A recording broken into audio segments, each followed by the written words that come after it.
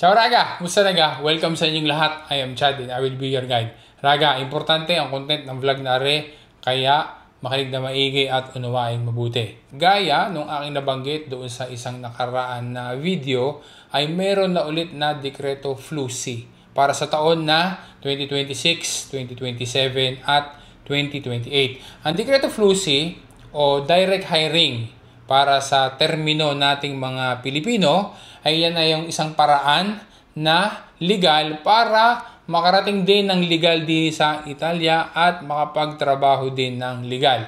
Pero maigi na alamin muna natin kung nagfufunksyon ga o gumagana ga ang Dekreto Flu-C na yan. Kung yan ga talaga ay nagpo-function.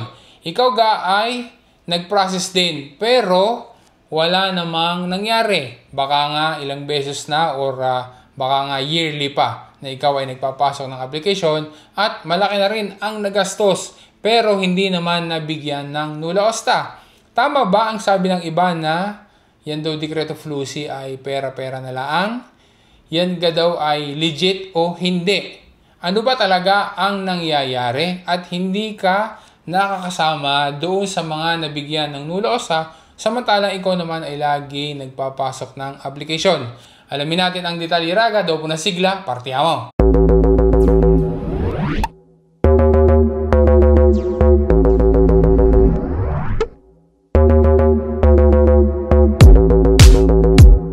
Bago natin simulan at ibigay sa iyo ang detalye ay maigi na linawin muna natin, okay, kung ano ga talaga yung tinatawag na Dekreto Flu-C bago natin sagutin yung mga naging tanong natin kanina. Para mas madaling maunawaan, yan ay yung ding tinatawag nating mga Pilipino na direct hiring.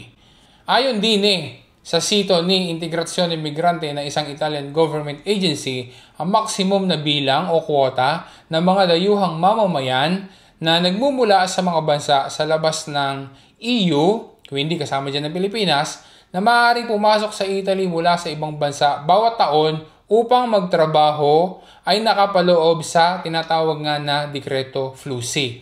Ang decree ay nagbibigay ng iba't ibang kwota sa pagpasok para sa mga laboratory stagionali or seasonal workers, laboratory autonomy o self-employed workers, at laboratory subordinati non-stagionali or non-seasonal workers. Pansinin mo Raga ha, ang sabi ay workers daw na manggagaling sa ibang bansa na citizen ng isang bansa na hindi kasama o yung bansa na iyon ay hindi member ng European Union para daw makapasok dito sa Italy. Kaya nga, yung mga nagtatanong kung pwede daw ga na mag-apply sa Dekreto Flu-C, yung mga naandini na sa Italia at sila ay walang dokumento, wala silang permesso di soggiorno, kailangan na i-evaluate munang maigi. Technically kasi, ay hindi yan pwede. Dahil ang Dekreto Flu-C ay para nga doon sa mga workers na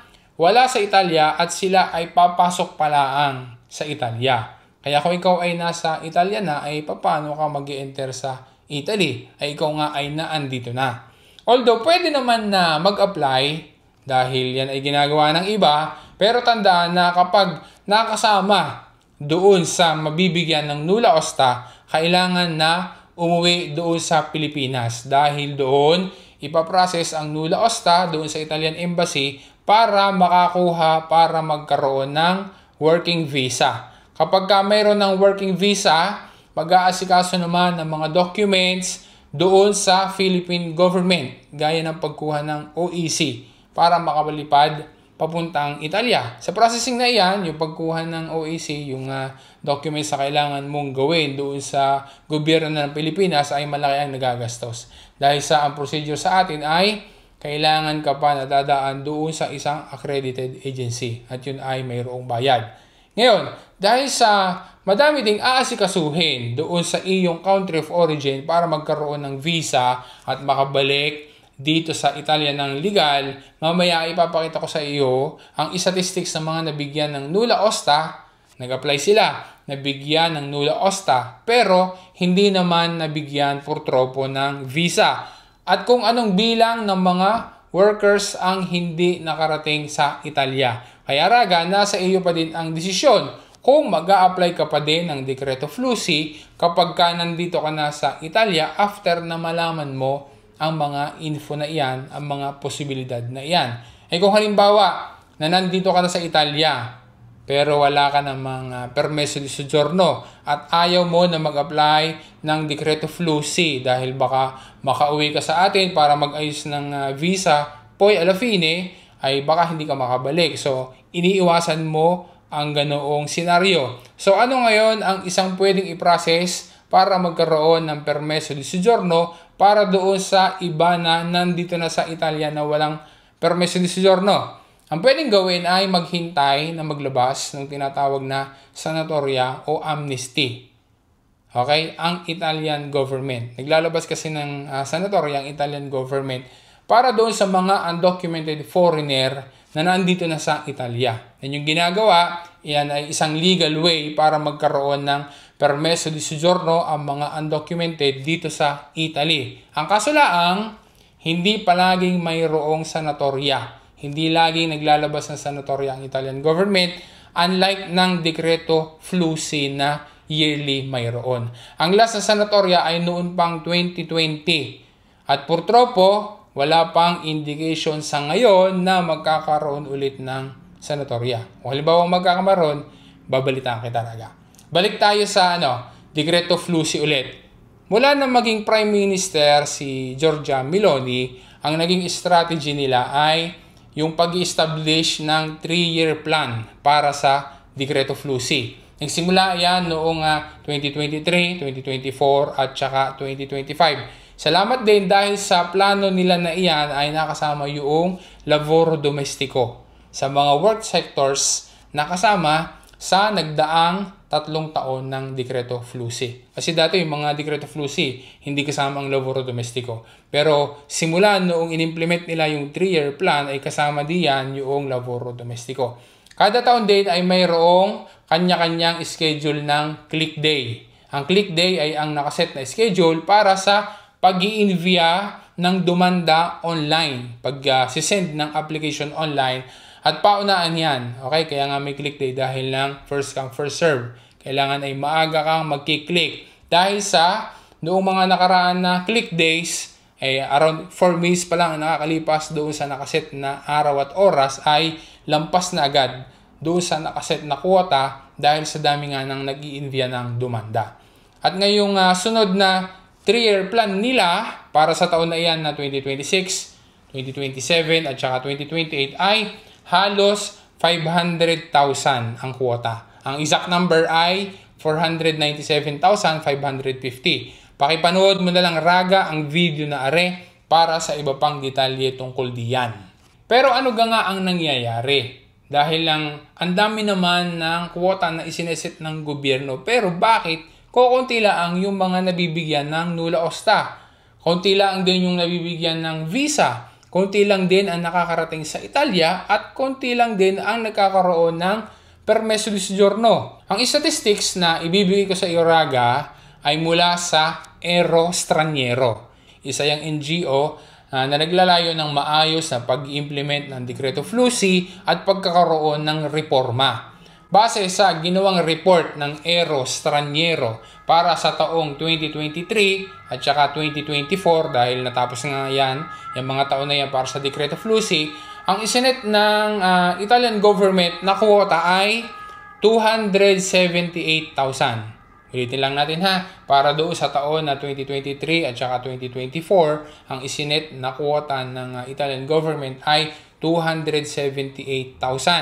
Okay, specifically, 131,850 para sa 2023 at 146,850 naman para doon sa taon na 2024. Pero ang nulla osta laang na na-release nila ay 74,445 para sa taon na 2023. Bali yan ay 56.5% lamang doon sa nakaset na quota. Tapos 83,570 naman para sa 2024. Bali yan ay 56.9% laang doon sa nakaset na quota. Kaya yan ang isang dahilan, Raga, kung bakit apply ka ng apply, gastos ka ng gastos, pero hindi naman nakakasama doon sa nabibigyan ng nula osta. Kasi nga, halos kalahati doon sa nakaset na quota ay hindi naman nabibigyan, hindi nare-releasean ng nula osta. Isa pang dahilan, kung yung mga nakapasok sa quota ay hindi naman outright nabibigyan sila ng nula osta, paano pa kaya yung hindi naman nakapasok sa quota? Ikaw ay fully quota na. Isa pa, lalo na kung ang akala mo ay ipinasok ang iyong application, yun pala ay hindi naman ipinasok, samantalang ikaw naman ay nagbayad. Okay, doon sa nag-assist sa iyo, baka nga malaki pang ibinayad mo. Ang alam mo, ipinasok yung application mo, pero hindi naman pala ipinasok. Alam natin na yan ay nangyayari. Puro po, meron kasing iba na mga nananamantala, sabi nga. Pero take note, ang Decreto Flusy ay legit. Ang tanong lang na dapat na sagutin at saka dapat na klaruhin mo ay kung legit ga din o hindi yung iyong kausap. Na ang sabi sa iyo ay tutulungan ka daw, tapos ay siningil ka ng malaking halaga. Sunod naman natin na alamin ilan naman ang nabigyan ng permeso di soggiorno. Ibig sabihin, sila yung mga nag-apply, nag-send sila ng application, tapos nabigyan ng nula osta, nabigyan din ng visa, tapos ay nakarating sa Italia. Base din sa stats ni Ero Straniero, noong 2023 ay 30% lang ng nakaset na quota ang narilisan ng permeso di soggiorno. Napakababa. Samantalang noong 2024, ay lalo pang bumaba dahil 7.8% na lang yung nabigyan, yung narilisan ng permeso di soggiorno. Ari pa yung isa pang stat na importante. Noong 2023, mayroon lang 37,790 na visa ang na-release mula doon sa 74,445 na nula osta na naibigay.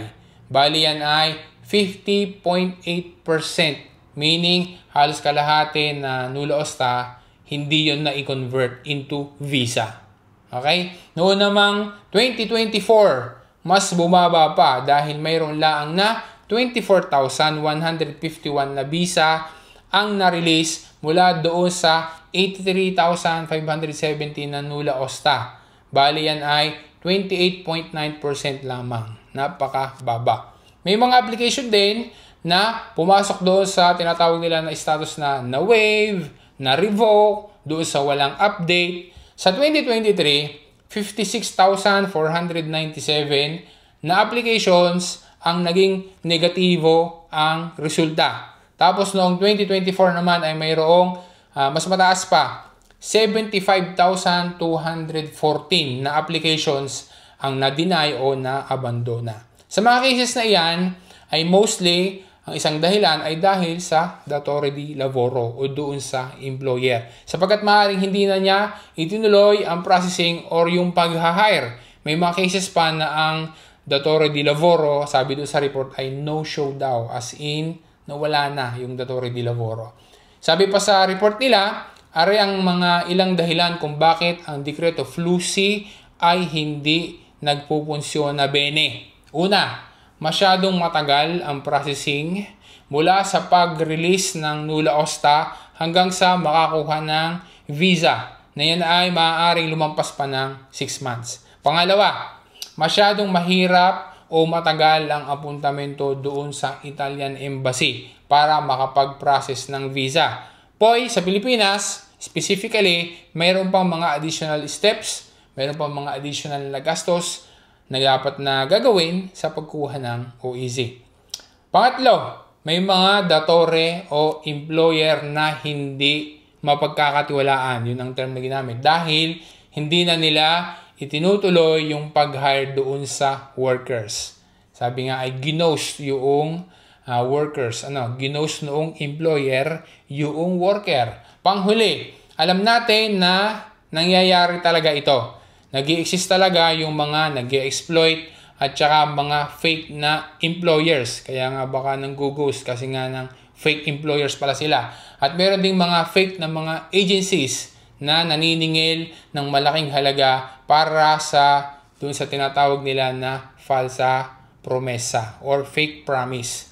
Ano naman ang sinasuggest na reforms na dapat na gawin? Sinasuggest ni Eros Traniero, pagkakaroon o pagbibigay ng tipo ng permeso di soggiorno na per attesa occupazione para doon sa mga nakarating na sa Italia na hindi natapos o na-finalize yung processing ng Decreto Flussi. Alisin na daw ang click day. Yan pa yung isang suggestion nila, yung reforma na gusto nilang gawin. At gawin na yung tinatawag na assunzione dirette or direct hiring talaga. Magkaroon, isa pa yan, magkaroon daw ng permesso di soggiorno per ricerca lavoro na sponsored ng mga employers o ng mga institution or mga organizations. Ngayon, na meron na ulit na ilalabas na Decreto Flussi ang gobyerno, sana ay mas maging maayos ang gagawin nila na implementasyon. Kaya patuloy tayo na mag-abang at hayaan mo raga, babalitaan ulit kita.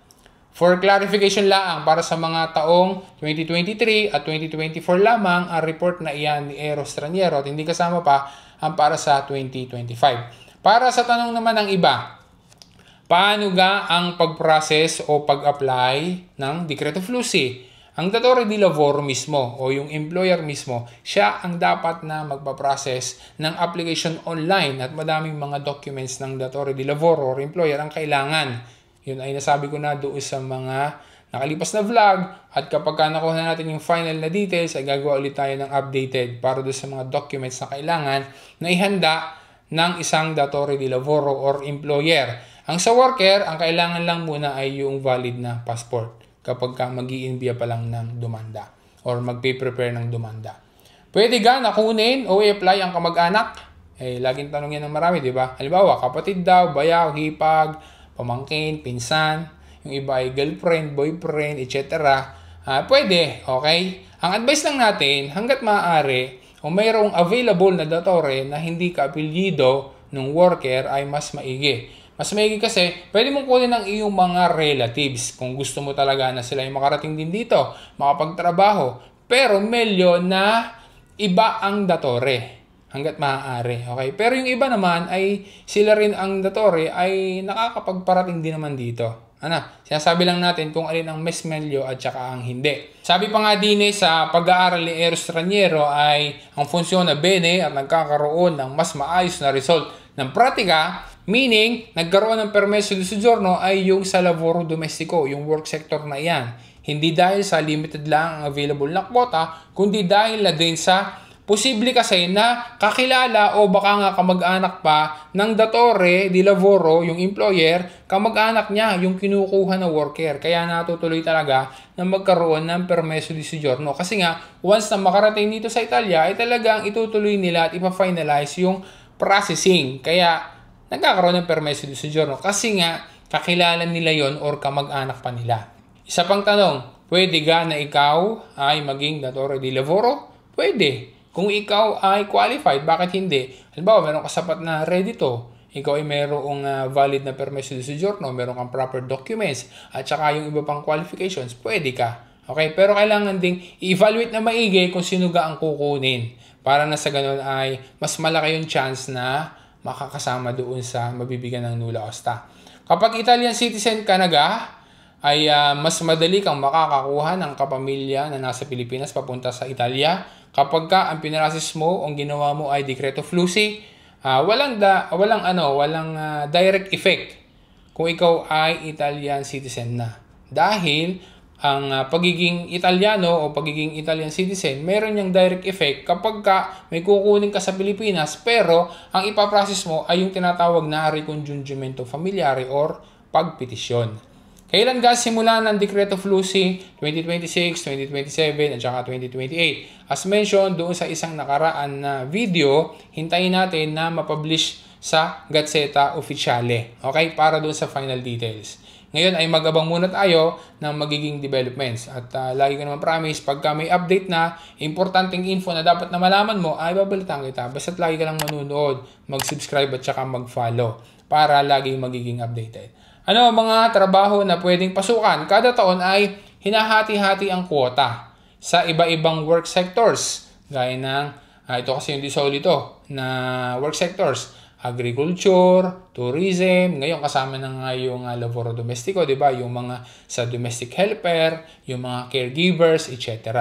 So, hintayin natin kung ano pa yung mga specifics na mga work sector na isasama nila. Ang Dekreto Flusiga ay, ganyan sabi ng iba, ay pera-pera na lang daw. Maaaring sabihin niya ng iba, pero ang isang valid na dahilan ng Italian government ay nakabase doon sa aging population ng Italy at mababang birth rate. Yan ay alam na alam natin kung pag ikaw ay matagalan sa Italia. Yan ang problema nila, di ba? Alam natin na madami na ang elderly person sa Italy. Samantalang, yung mga Italyani ayaw naman nilang magkaroon ng anak.